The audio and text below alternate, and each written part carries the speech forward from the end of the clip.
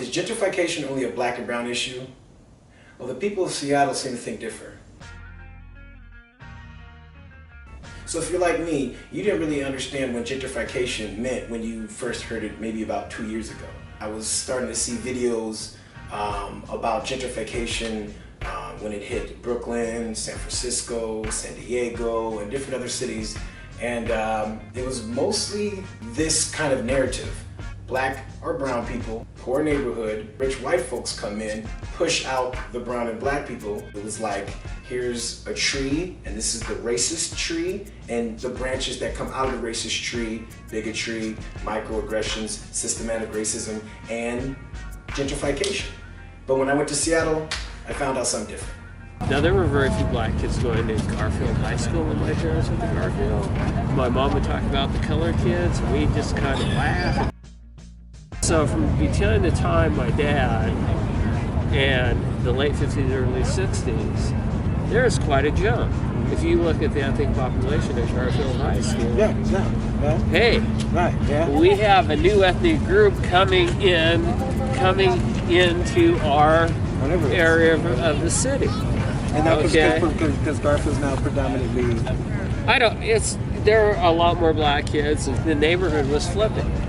There are more black families moving in. There were white families moving out for whatever reason. So would you call this a gentrification? See, this is where I come to get to my point. No, I don't let new group people move in and they move out. It happens. Do you want to put a negative aspect on it? Because that's kind of hypocritical. Because I can tell you right now that a lot of families weren't particularly thrilled because there were now black families. And what would they say? Oh God, there goes our property value. Yeah, and I've heard that. So it's really easy to get caught up in the black and white of it, but it's deeper than the black and white, especially in Seattle. It's about it's more of a class. It's a legitimate class system. I don't care what color you are. You can't afford to be here. You can't work enough hours in a week to live in this part of town anymore. You have to go. The Indian folks coming over for the jobs, or just out-of-towners coming in for the jobs for Amazon and Google and everything, just the proportion that they're coming at a disproportionate rate. What type of people are getting pushed out by the tech people? We're talking about police officers, we're talking about firemen, we're talking about teachers. So tech people are coming in, affluent people of all different races come in. They buy up the property, they build up the property, and then they raise up housing property taxes, they raise up market, to go even go to the grocery store, gas price, everything goes up naturally.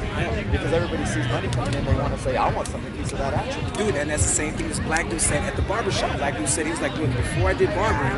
And was like, bro, I like how you talk to people. I need some help selling these properties. So then, this right here is when I start understanding how, as a potential investor in property, how you take advantage of gentrification.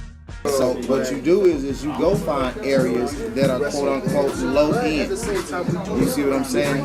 And with those low end areas, what you do is you bring in a product, i.e. or housing opportunities, or just build some shit in that motherfucker, right? And then you jack up the price. See, what happens is now people can't afford to live in their own neighborhood. And it always kind of had a racist undertone. You're saying, hey, that's the way of life. Is this the common ground all races, religions, and different lifestyles come together and agree on? Being broke? Look, you're eating mayonnaise sandwiches on this side, they're eating mayonnaise sandwiches on that side. You drink Kool-Aid here, I guarantee they drink Kool-Aid over there. Top ramen to survive? Top ramen to survive. You feel me? Broke is broke. So if you want to know more about how to make America great again, RC Part 2, Part 3 of gentrification, and other subjects we're going to have throughout the year on this mini web series / mini documentary, tune into our YouTube channel, F.O.D.E.N.T. That's F.O.D.E.N.T. That's our YouTube channel. Subscribe. Tune in. There's more meat and potatoes when it comes to our social issues here in America.